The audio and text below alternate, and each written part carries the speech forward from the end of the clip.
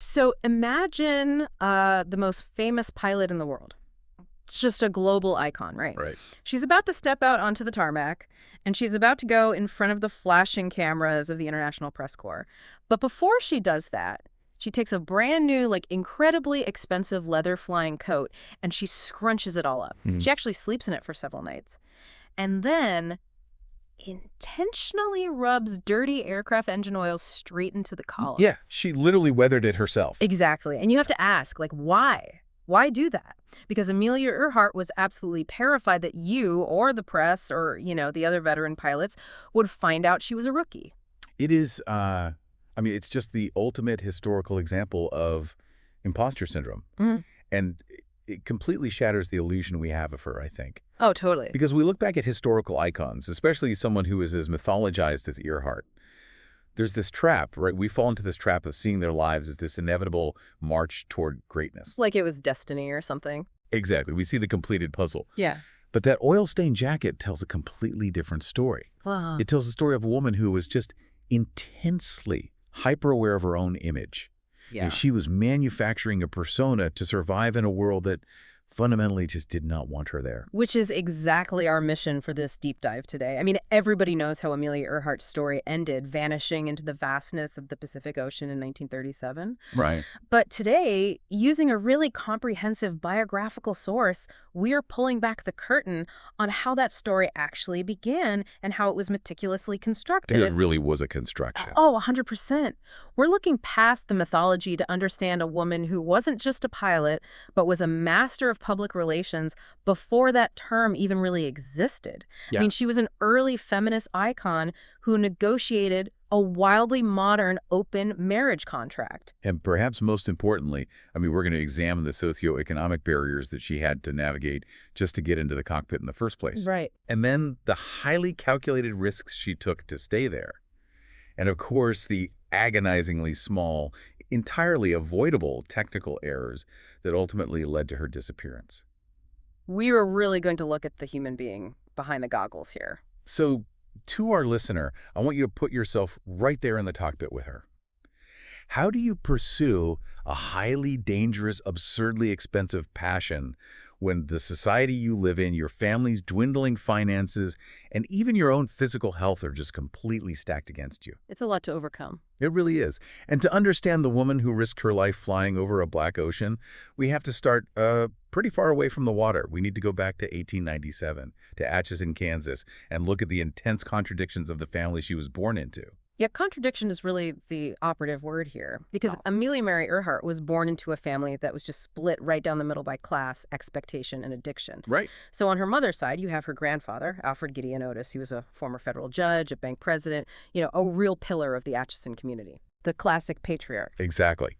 He represented immense wealth, profound stability, and just incredibly rigid Victorian expectations of how a family should behave. And then on her father's side, you have Edwin Earhart. And Edwin was a lawyer, but he certainly didn't meet the judge's exacting standards. No, not at all. But the real issue wasn't his legal acumen, right? It was his alcoholism. His struggles with drinking created this chaotic, downwardly mobile reality for his wife and his daughters. He actually ended up working as a claims officer for the railroad, which was a job that kept the family constantly uprooted. I mean, they moved from Kansas to Des Moines, then to St. Paul, then Chicago. Right. And for a child, growing up in that kind of environment, where your grandfather's mansion represents safety, but your immediate household is defined by this slow, painful, humiliating loss of status that breeds a very specific kind of personality. A survivalist, almost. Exactly. It breeds an intense need for self-reliance. You learn very quickly, that stability is an illusion, and the only person you can truly count on to control your destiny is yourself. And that need for control manifested in some incredibly wild behavior for a young girl in the early 1900s. Her mother, Amy, actually completely rejected the idea of raising, like, quote-unquote, nice little girls. Which is pretty progressive for the time. It really is. So instead of those stiff Victorian dresses, Amelia and her younger sister, Grace, who went by Muriel, or the nickname Pidge, they wore bloomers. They were allowed to roam around. They hunted rats in the barn with a .22 caliber rifle. They collected worms, tree toads, you name it. And then there is the legendary roller coaster incident of 1904. Oh, the roller coaster incident is just essentially a microcosm of her entire life. So she had taken a family trip to St. Louis, saw a roller coaster, and decided she simply had to have one. As you do when you're a kid. Right. But rather than just wishing for it, she enlists her uncle, and together they construct this makeshift ramp out of wooden boards extending directly off the roof of the family's tool shed. Okay, I want to paint this picture clearly for the listener. She drags a wooden packing box to the top of a shed roof.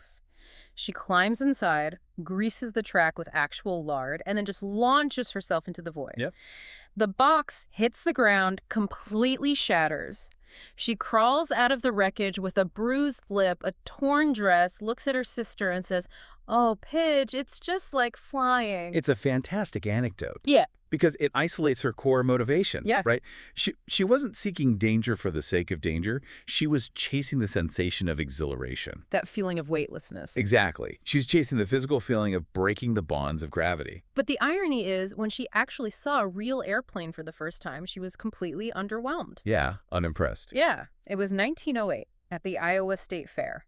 Her father, trying to be a good dad, spots this early aircraft and tries to get her excited about taking a ride. What? She takes one look at it and dismisses it entirely. She described it later as just a thing of rusty wire and wood and not at all interesting. She actually told her dad she'd rather go back to the merry-go-round. Well, we have to contextualize what an airplane was in 1908, though. I mean, this is just 5 years after the Wright brothers flew at Kitty Hawk. Right. These machines were terrifying.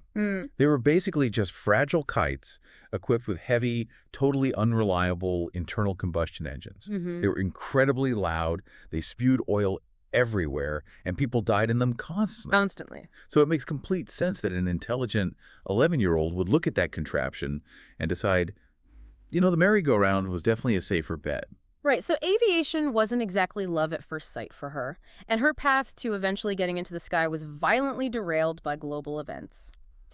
This brings us to a part of her biography that completely blew my mind, actually. Something that is almost always omitted from the glossier versions of her myth. In 1917, during the First World War, she goes to visit her sister in Toronto. She sees these wounded soldiers returning from the front and immediately volunteers as a Red Cross nurse's aide at the Spadina Military Hospital. Yeah, and she was doing real, grueling, gruff, physical labor there, preparing special diets, working in the dispensary, and spending hours just listening to the stories of wounded military pilots. Wow. So she was immersing herself in the culture of aviation, but from the ground up, dealing directly with the human cost of it. And then, of course, the 1918 Spanish flu pandemic sweeps across the globe. Right, and she's working night shifts in a hospital packed with sick soldiers, so inevitably she catches it herself. The flu develops into pneumonia and then into a severe chronic case of maxillary sinusitis. Now, I want to stop here because we really need to talk about what a sinus infection actually meant in 1918. It's vastly different than today. Exactly. Today, you get a sinus infection, you go to urgent care, you get a Z-Pack, you're fine in a week. Precisely. This is the pre-antibiotic era we're talking about. A severe bacterial infection in your nasal cavities wasn't just an inconvenience. It was a life-threatening crisis that could easily travel to the brain. Oh my God. So to relieve the agonizing pressure, Earhart had to undergo minor but incredibly painful surgeries to literally wash out the affected sinus. Sure. They would puncture her sinus cavity, puncture the bone, just to allow it to drain. And it didn't even work. Her convalescence lasted nearly a year, and for the rest of her life, she suffered from chronic sinus pain, intense pressure around her eye, and just blinding headaches. There were periods of time where she actually had to wear a bandage on her cheek to cover a small drainage tube that was implanted in her face. Yeah, and the physical toll this took on her, it just cannot be overstated. When we think of her later achievements, you know, flying at high altitudes in unpressurized cabins where the barometric pressure fluctuates wildly, we have to realize she was doing all of this while managing excruciating chronic sinus pain. Let's really lean into that for a second. The listener needs to visualize this. Imagine being in a tiny metal box, thousands of feet in the air. The cold is seeping into your bones, the engine noise is deafening, and every time the plane changes altitude, it feels like an ice pick is being driven into your cheekbone. That is the reality she was flying through. It completely shatters the pristine, effortless image those PR photos later tried to sell us.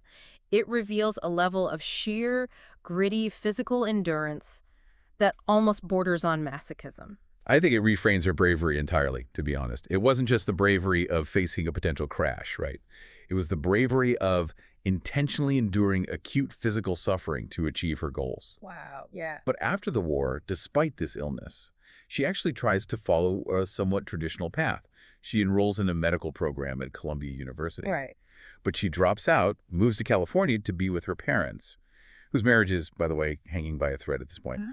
And then in 1920, she attends an aerial meet in Long Beach. And that is where the switch flips. She pays $10, which is about $160 today, so not a small amount for a family struggling financially, to take a 10-minute passenger ride with a pilot named Frank Hawks. They get 200 or 300 feet off the ground, and she later wrote that the exact moment the plane left the Earth, she knew she had to fly. But, knowing you want to fly and actually doing it are two very, very different things, especially in the 1920s. Aviation was a rich man's sport. Yeah. Her grandfather's trust was tightly controlled by her grandmother, who absolutely abhorred the idea of a woman flying, and her father's career was basically over. She had zero capital. So what does she do? She hustles. She works as a photographer. She drives a gravel truck. She works as a stenographer at the local telephone company. She literally takes any odd job she can find just to save up $1,000 to hire a female flight instructor named Nita Snook. And this is where we return to the leather jacket story you mentioned at the very beginning of the deep dive. She saves enough to buy her first plane, which is a bright yellow secondhand Kinner Airster that she nicknames the Canary. I love that name. That's great. She chops off her hair to match the bob style of the other female pilots on the airfield. And of course, she buys that new leather flying coat. Now, I understand the psychological concept of imposter syndrome, the fear of being found out as a fraud, but I want to push back on her motivations here just a bit. Was this obsessive need to age her jacket, to look the part of a grizzled veteran, was that born out of a pure, genuine love for the craft of aviation? Or was it a desperate, highly calculated maneuver to establish herself in a wealthy, glamorous circle because it was her only escape from the downwardly mobile, deeply embarrassing reality of her alcoholic father and her family's poverty? That is a phenomenal question, and I think the historical consensus is that it was an incredibly messy combination of both. Okay. Because you cannot discount the pure joy she felt in the air. That was real. But you also cannot ignore the socioeconomic reality. For a woman in the 1920s, whose family had essentially fallen out of the upper middle class, the avenues to regain that status and achieve total independence were virtually non-existent. Right. What else could she do? Exactly. Aviation offered a ladder. It was a highly perilous ladder, obviously, but it was a ladder nonetheless. Up in the sky, her father's reputation didn't matter at all. Her grandmother's restrictive trust fund didn't matter. She was building a new identity from scratch, and that required absolute control over her image. Which perfectly sets up the next major phase of her life, a moment where she fundamentally lost control of that image, only to wrestle it back with a total vengeance. Let's move to the late 1920s. By the mid-20s, the money has run out. Her parents finally divorce. She makes a terrible investment in a gypsum mine, which basically wipes out what little inheritance she managed to secure. Ouch. Yeah. She has to sell the Canary. She buys a yellow Kissel speedster car she calls the Yellow Peril and drives across the country to Massachusetts, where she takes a job as a social worker at the Dennison House. Yeah, so she's there teaching English to Syrian and Chinese immigrants. It's noble work, obviously, and she is still somewhat involved in the local aeronautical society, occasionally flying out of local airfields. But her dream of being a professional aviator has essentially stalled out. Right. She is grounded by the harsh realities of economics. She needs a catalyst, a massive injection of capital and opportunity. And that catalyst arrived, somewhat absurdly, in the form of a disgruntled American heiress named Amy Phipps Guest. Amy Guest is fabulously wealthy. She wants to be the first woman to fly across the Atlantic Ocean. She has the money to fund the expedition, so she buys a Fokker FBI tri-motor airplane from the famous polar explorer Richard Byrd. Right. She names the plane Friendship, starts organizing the crew, and then her family finds out. And her family was horrified. I mean, her sons literally threatened to drop out of Yale and Cambridge if she went through with it. Which is such a dramatic rich kid threat. Right? Mom, don't fly the Atlantic or I'm dropping out of Yale. But, the Atlantic in 1928 was a graveyard for aviators. Dozens had died trying to replicate Lindbergh's success from the year prior. So bowing to family pressure, Amy Guest backs out.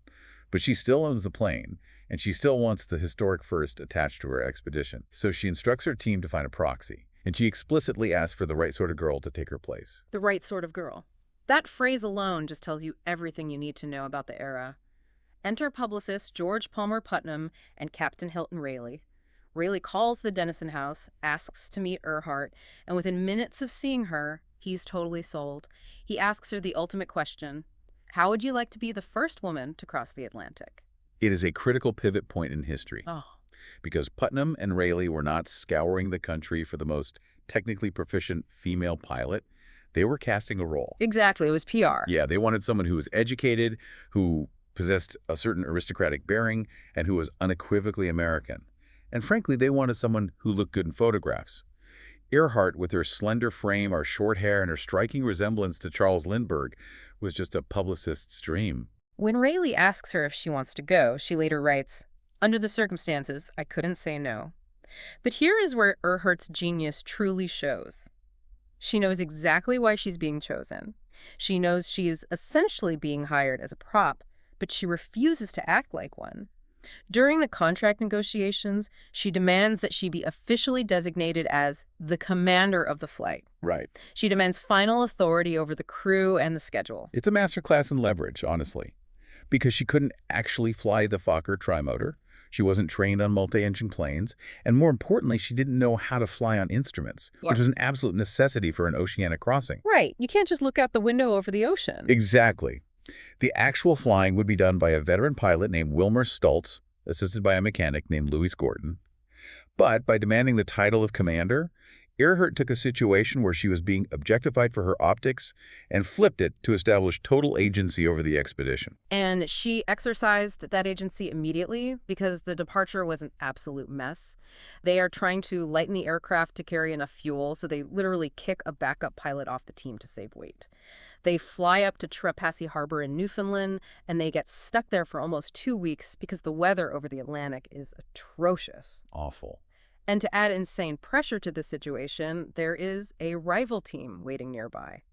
A flamboyant socialite named Mabel Bull, known as the Queen of Diamonds, is also waiting in Newfoundland, trying to beat Earhart to the punch and become the first woman across. Right. It was a highly publicized, incredibly dangerous transatlantic race. Right. The pressure from the press, from Putnam in New York, and from the rival camp was just boiling over.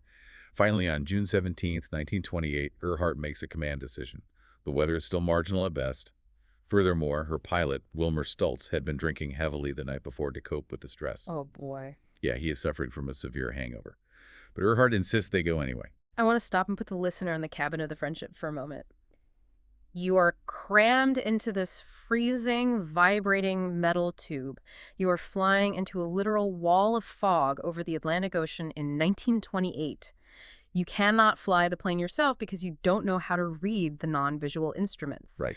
The man who's flying the plane is incredibly hungover, and shortly after takeoff, your radio equipment completely fails. You are flying blind, deaf, and mute. It's terrifying. The peril of that flight is often overshadowed by the parade that followed, but it shouldn't be. Stultz had to fly entirely on instruments through thick clouds and freezing rain. They had no idea exactly where they were for hours. At one terrifying point, the clouds broke just enough for them to spot a massive ocean liner, the SS America, down below. Oh, wow. Yeah, so they circled the ship, hoping the crew would paint their coordinates on the deck to give the plane a positional fix. But before the ship could finish writing the message, the fog rolled back in, and the plane vanished into the mist. And they are running on fumes at this point. Finally, after almost 21 hours in the air, they spot land. They drop down and land the seaplane in an estuary in Buryport, Wales. It's a miraculous survival, honestly. They tie the plane to a navigation buoy in the water. They are sitting there, having just completed a death-defying, history-making flight, and nothing happens. Right, the anticlimax is darkly comedic. They wave to some local railway workers on the shore, and the workers just stare at them and go back to work. That's amazing. They literally had to wait for a local police officer to row out in a little boat to figure out who they even were. But once word gets out, the world explodes. The press descends on them. They are whisked away to London, then back to the United States on an ocean liner. When they arrive in New York, Earhart is given a massive ticker tape parade down the Canyon of Heroes. She meets President Calvin Coolidge. Overnight, she is a global superstar. Oh, yeah. But when she is finally cornered by the press and asked about the flight, she gives a quote that I think really defines her character. She says, "Stultz did all the flying had to. I was just baggage like a sack of potatoes." It was a moment of profound, disarming honesty. Because the 1920s public had an insatiable appetite for heroes. Lindbergh had crossed the year before, and the world was desperate for a female equivalent. They didn't care about the technical details, they just wanted the narrative. But Earhart understood the reality of her contribution. Which brings up a massive psychological conflict. She admits she was just a sack of potatoes. She knows she didn't touch the controls, yet millions of people are screaming her name. She's shaking hands with the president. She's becoming wealthy off this fame. If I'm putting myself in her shoes, that massive unearned adulation would eat me alive. Yeah. I have to ask you, did that intense, gnawing imposter syndrome become the primary engine for the rest of her life? Like, did the guilt of the 1928 parade force her to prove she wasn't just a prop? Unquestionably. Earhart was a deeply proud, fiercely capable woman. So being celebrated as a conqueror when she knew she was essentially a courageous passenger, that created a profound cognitive dissonance for her. She capitalized on the fame, absolutely, but she recognized that to truly own that fame, to erase any lingering doubts in the minds of other aviators, and more importantly in her own mind, she had to prove herself alone in the cockpit. Right. The 1928 flight gave her the platform, but it also gave her a psychological burden that she spent the rest of her life trying to shed. And that leads us to how she managed that platform, because she doesn't just rest on her laurels. She comes back from the 1928 flight branded as Lady Lindy by the press. But she is smart enough to know that fame is incredibly fickle. If you don't build a structural foundation beneath it, it vanishes.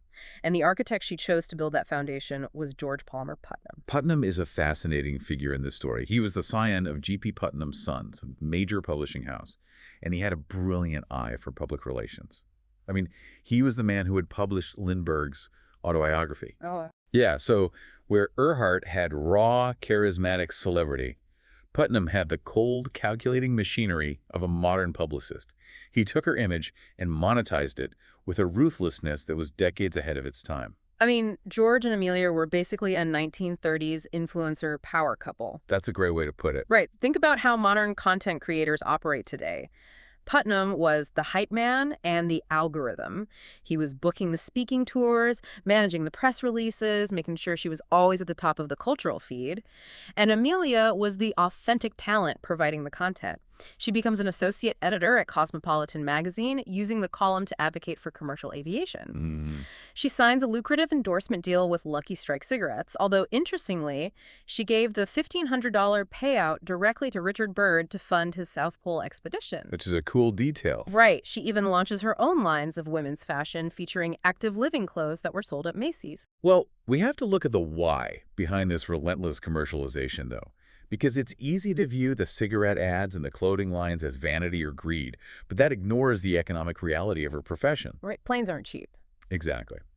Aviation in the 1920s and 30s was obscenely expensive. A single experimental aircraft could cost tens of thousands of dollars, hundreds of thousands in today's money. She wasn't designing dresses because she loved fashion. She was monetizing her celebrity to fund her aviation habit. She proved she was as sharp a CEO of her own brand as she was a pilot. But the partnership wasn't just corporate. Putnam divorces his first wife and sets his sights on Amelia. He proposes to her not once, not twice, but 6 times. 6 times. Finally, in 1931, she relents and says yes. But if anyone thought Amelia Earhart was going to settle into a traditional domestic life, they were sorely mistaken. On the morning of their wedding, she hands Putnam a letter that is, frankly, mind-blowing for 1931. It is one of the most remarkable documents in the history of early feminism, truly. It was essentially a prenuptial agreement of the heart. She wrote to him, laying out her explicit terms for the marriage. She stated, "I shall not hold you to any medieval," and yes, she misspelled medieval, but the sentiment is clear, "code of faithfulness to me, nor shall I consider myself bound to you similarly." Wow. And she explicitly referred to the marriage as a partnership with dual control, drawing a direct analogy to the cockpit of an airplane, where either pilot can take the yoke. I want to push back on the romanticism of this letter for a second, though. We look at this today and say, wow, what a progressive feminist icon. But let's look at the reality. Putnam was married when they started working together. He was a ruthless businessman. She was an intensely ambitious woman who needed his PR machinery to fund her flying. Was this modern contract truly about lofty feminist ideals, or was it a cold, practical shield? Like, was she just protecting her own brand from being subsumed by a powerful man? It's a very fair critique, and it's likely a bit of both. Yeah. You cannot separate the business from the romance with these two. She fundamentally understood that in the 1930s, marriage was legally and culturally designed to erase a woman's independence. Right. And she just refused to let that happen. She absolutely refused to be addressed as Mrs. Putnam. She kept the name Earhart. And she forced Putnam to accept the reality that, in the eyes of the public, he would often be referred to as Mr. Earhart. Which is amazing. It was a functional, highly pragmatic corporate merger that happened to involve genuine affection. But as we discussed earlier, all the branding, the clothing lines, the Cosmo articles, they created a trap. She was selling an empire built on a flight where she admitted she was just a sack of potatoes. The imposter syndrome must have been deafening. She couldn't just be a brand ambassador. She had to prove she was a master of the sky. And that meant doing the Atlantic again. But this time, utterly alone. Exactly. In 1932, precisely 5 years to the day after Charles Lindbergh's historic flight, she set out to do what no woman and only one man had ever done: fly the Atlantic solo nonstop. She departed from Harbor Grace, Newfoundland, in a single-engine Lockheed Vega 5B, which was a bright red plane she loved. And this flight was no joyride. We're not talking about a scenic cruise over the ocean. She faced ferocious northerly winds. In the middle of the night, she flew into a storm system. The temperature plummeted and her plane started accumulating heavy ice on the wings, which, as you know, destroys the aerodynamic lift. It's a pilot's worst nightmare. Right, and then her altimeter, the instrument that actually tells her how high she is, completely failed. She had a fuel leak dripping fluid directly into the cockpit. It was a terrifying, nearly 15-hour fight for survival in a vibrating metal box. Yeah, she was originally aiming to land in Paris, mirroring Lindbergh's route, but the compounding mechanical failures and brutal weather forced her to abandon that plan. She needed to put the plane down the moment she saw land. So she crossed the coast of Ireland and ended up landing in a literal muddy cow pasture near Derry in Northern Ireland. The juxtaposition of that landing is incredible to me. She drops out of the sky, having survived this harrowing ordeal, coasts to a stop in the mud, and a local farmhand comes jogging up to the plane. He looks at her, likely completely baffled, and asks, "Have you flown far?" And she just casually pushes her goggles up and replies, "From America." It's so cinematic. And that muddy landing changed the trajectory of her life permanently. She was no longer baggage. She had faced the Atlantic alone and conquered it. She was awarded the Distinguished Flying Cross by the United States Congress, the first woman to receive it. Wow. She received the Cross of Knight of the Legion of Honor from the French government. She became a legitimate, undeniable titan of global aviation. And she didn't just hoard that power either. She weaponized it for other women. She used her massive platform to force the aviation industry to change. She helped found the 99s, which is an international organization for female pilots, designed to provide the mentorship and support that she had to scrape together herself. And she had zero tolerance for the inherent sexism of the industry. My favorite example is the Bendix Trophy race in 1934. Oh, yeah. The Bendix Trophy was one of the most prestigious transcontinental air races in the world, and the organizers unilaterally decided to ban women from competing that year. So Earhart was supposed to fly Mary Pickford, who was basically the biggest movie star on the planet at the time, to Cleveland to officially open the race. When Earhart hears about the ban on female pilots, she flat out refuses to fly Pickford. She boycotts the opening ceremony of the biggest race in the country. She was perfectly willing to leverage her celebrity to publicly embarrass the establishment. She really was. She was systematically breaking domestic records in her marriage and breaking aviation records in the sky. By 1935, she became the first person, man or woman, to fly solo from Hawaii to California across the Pacific. She flew solo from Los Angeles to Mexico City. But as she conquered these transcontinental and oceanic routes, a creeping reality kind of set in. What was that? Well, aviation technology was advancing at a breakneck pace. Her beloved red Lockheed Vega, with its single engine, was becoming obsolete. The newer, purpose-built multi-engine planes were vastly outclassing her. Which brings us to the crescendo of her life and the ultimate tragedy. It's 1937. She is nearing 40. She knows her time as the premier record setter is drawing to a close. She needs one final monumental prize to cap her career and secure her financial future. So she decides she is going to be the first woman to circumnavigate the globe. Right. But she doesn't want to do it the easy way, taking the shorter routes up near the Arctic. She wants to fly the hardest, longest route possible, roughly tracking the equator, a massive 29,000-mile journey. And to accomplish a flight of that magnitude, the Lockheed Vega just wouldn't suffice. She needed a heavy-duty, modern aircraft. Through her connections as a visiting faculty member at Purdue University, she actually secured funding to purchase and highly modify a Lockheed Electra 10E. Her flying laboratory. Right. It was a sleek twin-engine monoplane, and they stripped out the passenger seats to fit massive auxiliary fuel tanks right inside the fuselage. But the world flight seemed plagued by disaster from the very beginning. The first attempt in March of 1937 ends before it even really begins. They fly from California to Hawaii, and when they attempt to take off from Luke Field in Honolulu to start the oceanic legs, the plane suffers what is called an uncontrolled ground loop. Let's explain the mechanics of a ground loop because it highlights the danger of these early planes. The Electra, like most planes of that era, was a tail dragger. It had two main wheels in the front and a small wheel at the tail. This means the center of gravity is situated behind the main landing gear.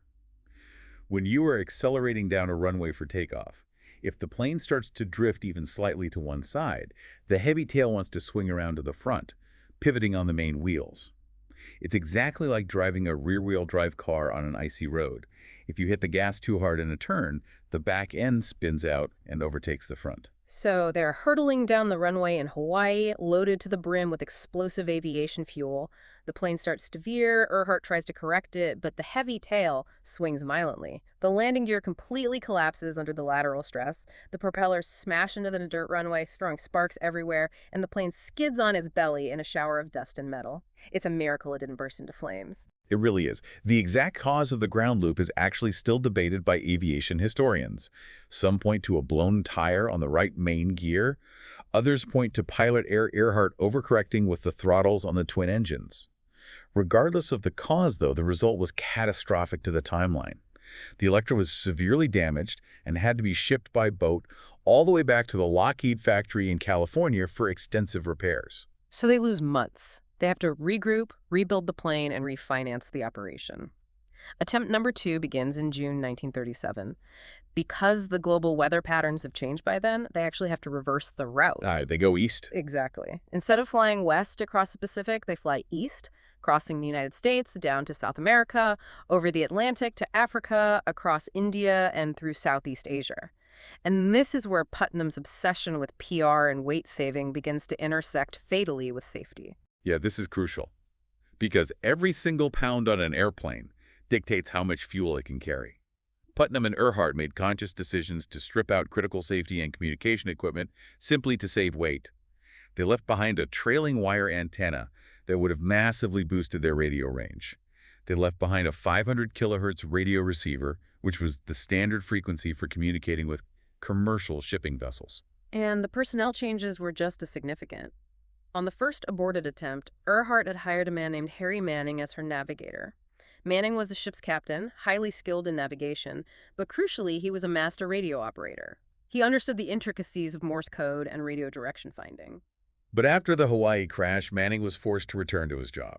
Exactly. So to replace him, she hired Fred Noonan. And Noonan was a legend in his own right. He was the man who charted the celestial navigation routes for Pan Am's massive flying boats across the Pacific. He could look at the stars and tell you exactly where you were. But Noonan was an alcoholic who had recently been fired by Pan Am, and more importantly, he was not a radio expert, he was a celestial navigator. So they set off. They fly 22,000 miles successfully. By June 29th, they arrive in Lae, New Guinea. They only have 7,000 miles left to reach California. But the next leg is the absolute crucible of the entire journey. They have to fly from Lae to Howland Island. Let's visualize Howland Island for you. It is a microscopic target in the vast, unforgiving expanse of the Central Pacific. It is a flat sliver of coral and sand, barely a mile and a half long and half a mile wide. It rises a mere 10 feet above the ocean swells.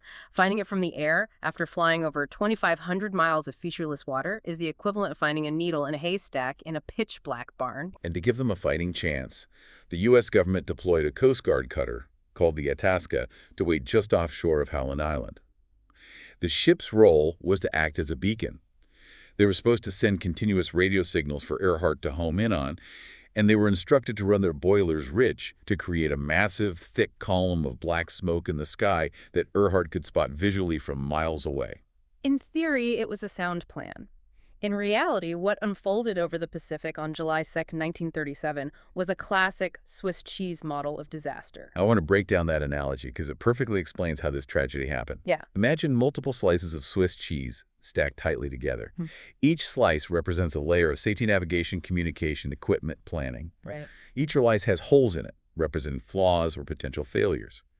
Usually, if a problem slips through a hole in one slice, it is stopped by the solid cheese of the next slice.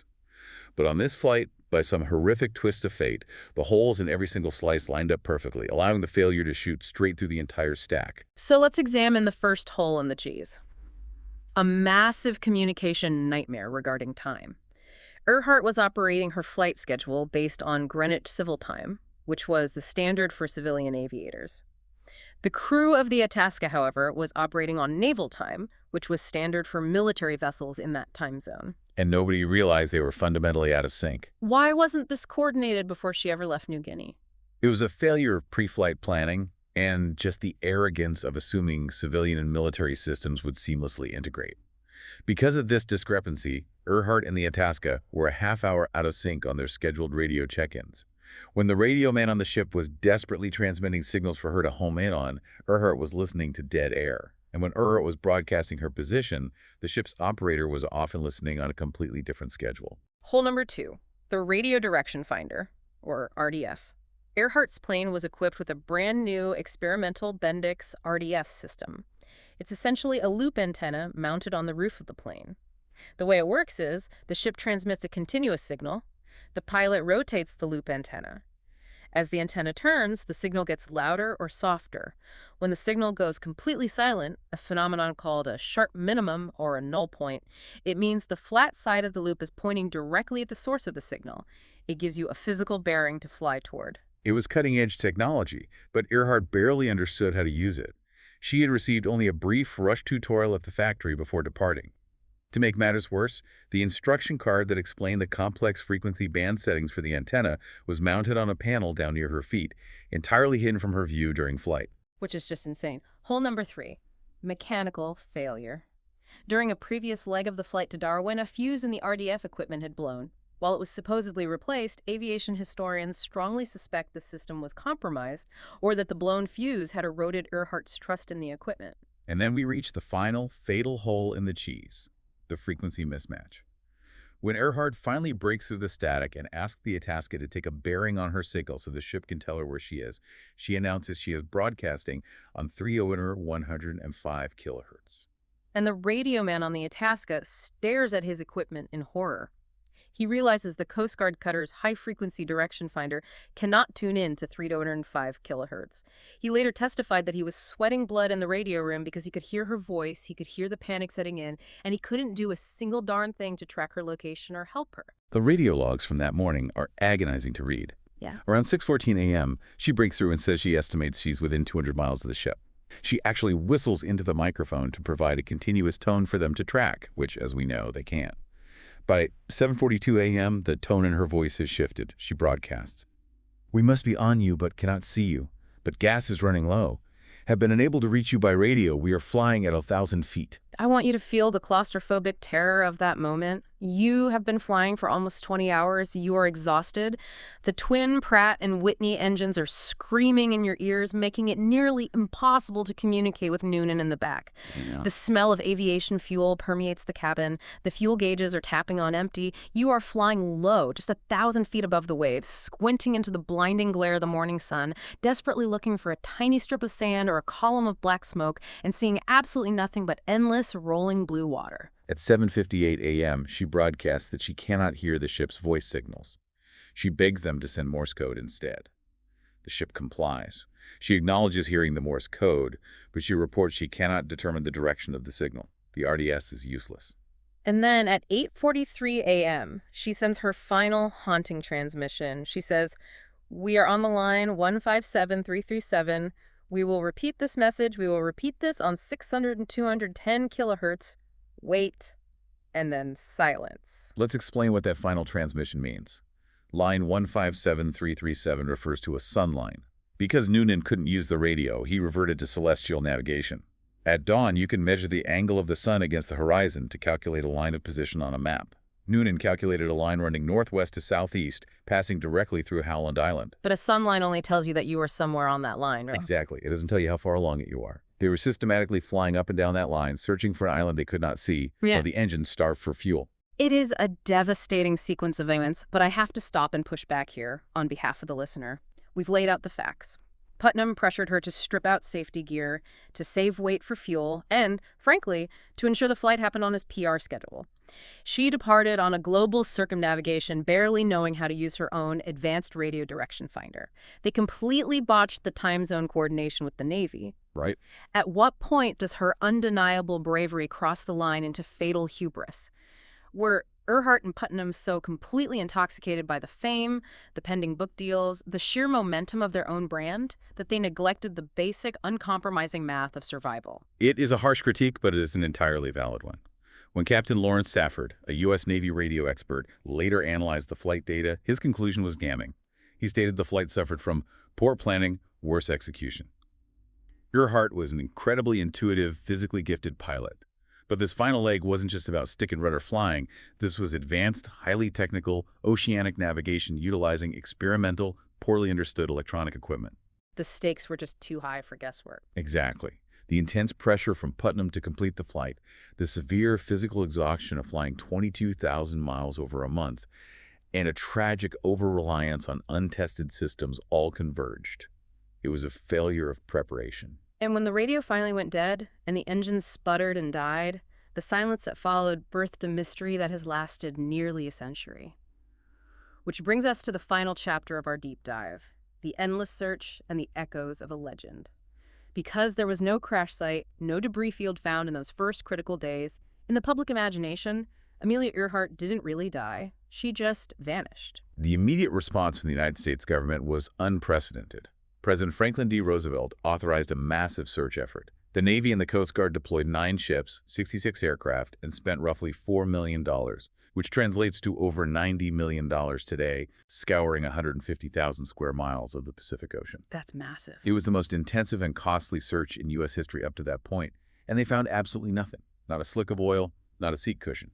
And what makes the mystery so maddening are the ghost signals. In the days following her disappearance, between July 2nd and July 6th, amateur radio operators across the Pacific Basin, and even as far away as Oakland, California, reported picking up faint, frantic SOS calls on Earhart's specific frequencies. A teenager in Florida claimed she heard Earhart's voice saying the plane was partially in the water and Noonan was injured. The Navy eventually concluded that the vast majority of these signals were either cruel hoaxes or operators confused by other commercial stations transmitting on harmonic frequencies. But the reports fueled a fire that could not be put out. They created the tantalizing possibility that she was out there, alive, waiting for rescue.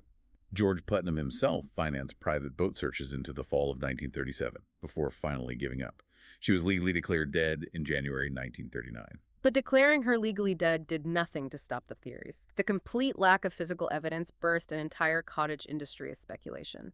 The most prominent and heavily researched of these is the Gardner Island or Nikumaroro hypothesis. This theory posits that when Earhart couldn't find Howland, she continued flying south along that 157-337 sun line. Roughly 350 miles south is an uninhabited coral atoll called Nikumaroro. The theory suggests she crash-landed the Electra on the flat coral reef at low tide and survived for a time as a castaway. What's the evidence for that? Well, proponents of this theory point to later discoveries on the island. Campfire remains, a piece of plexiglass resembling an Electra window, and even a jar of freckle cream. They argue the plane was eventually washed off the reef into the deep ocean by the tides. Then you have the Japanese capture theory. This one gained massive traction after World War II. The idea is that Earhart missed Howland, navigated wildly off course into the Japanese-controlled South Seas Mandate, crash-landed in the Marshall Islands, and was taken prisoner by the Japanese military as an American spy.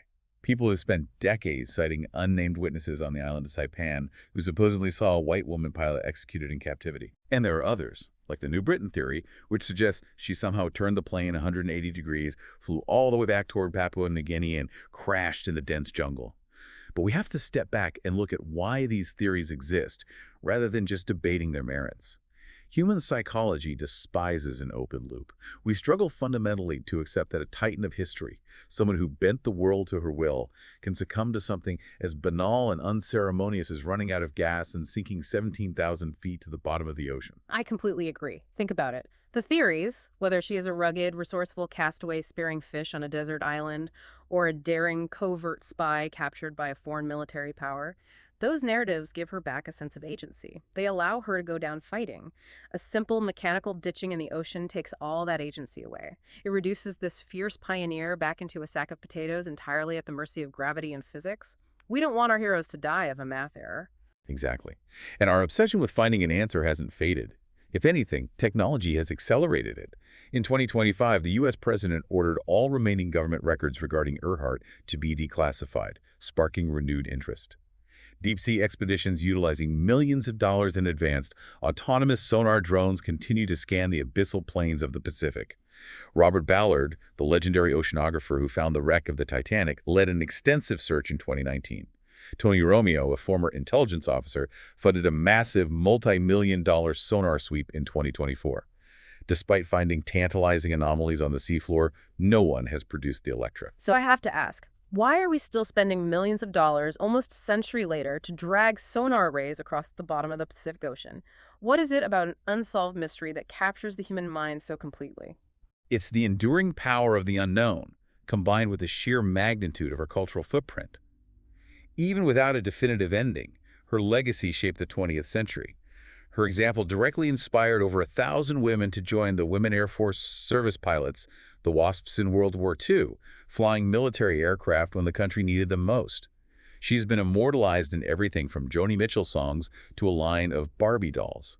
She remains an untouchable, ubiquitous role model for independence, courage, and the refusal to accept societal limitations. Which brings us to the end of our deep dive. Let's just reflect on the staggering arc of the life we've explored today. We started with a rebellious tomboy in Kansas, throwing herself off a tool shed roof in a wooden box just to feel the thrill of flight.